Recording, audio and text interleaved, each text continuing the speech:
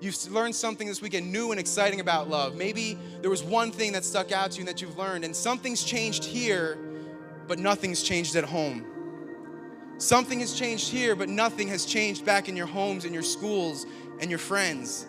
I'm gonna tell you guys something. There's nothing special about BYMC. There's nothing special about Tuscarora Inn. There's nothing special about your leaders coming up here and talking to you for 5 sessions in a 3-day time period. There's nothing special about it. A lot of times we think, I gotta get my refill at BYMC. I gotta get back in rhythm at BYMC. I gotta listen closely and learn the dance again at BYMC. There's nothing special here. You know what's special here? You.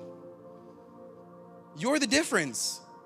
You're the reason that things change here. If you came here and just sat in your seats and did nothing, nothing would change. You could sit here and listen all you want about God's rhythm, about God's dance, about love, about going all in and diving into the dance, because you can't halfway dance. So you can learn about going all in on the dance. You can learn about the different types of love that we experience and decide which one's for you. You can do that and listen. But I could also hand you a book about dancing, a manual of how to dance. But until you get up and start dancing, nothing changes. There's nothing special here. You're the special thing that's here.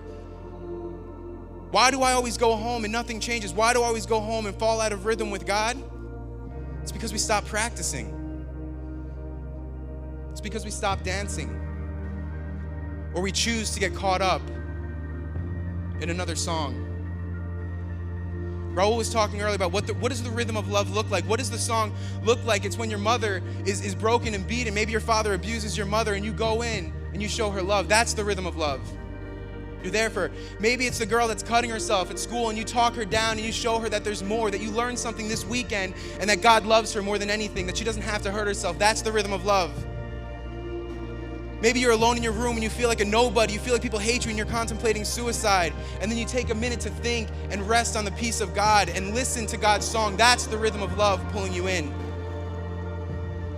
How do you stay in the rhythm of love? How do you stay in the dance? You practice it. If I took dance lessons and practiced every day and I really tried, I would be able to kill it at weddings. I would. I think. But I know if you stay practicing the rhythm of love, you can stay in it. You have received something so valuable. It's the ear to hear the instruments of love playing. It's the ear to hear exactly the melody and the rhythm and the timing of God's love this weekend. And my fear is that you're gonna go back home and you're gonna have that playing in your ear and you're gonna hear it, and then all of a sudden another rhythm is gonna start playing, something that might feel more satisfying at the time. Something that might feel right at the time. Maybe it's the rhythm you hang with your friends and you guys drink and you party and you hang out and you guys fill your emptiness with something and you start to feel like, well, I'm not a BYMC now, so I need something to satisfy. Maybe that's the song you're gonna start dancing to. We trade in the instruments of love for the instruments of death. We start dancing the rhythm of Satan rather than the rhythm of God. Because that dance feels good. It does. I've been there. It feels good. It's a fun dance. But it'll kill you.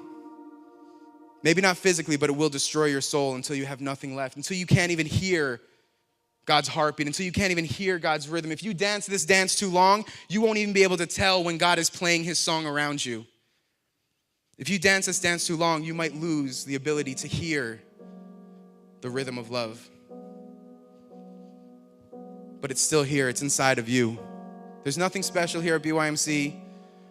There's no special formula to stay in the rhythm of love except for to keep practicing it, to keep tapping into it, to keep going back to God's rhythm.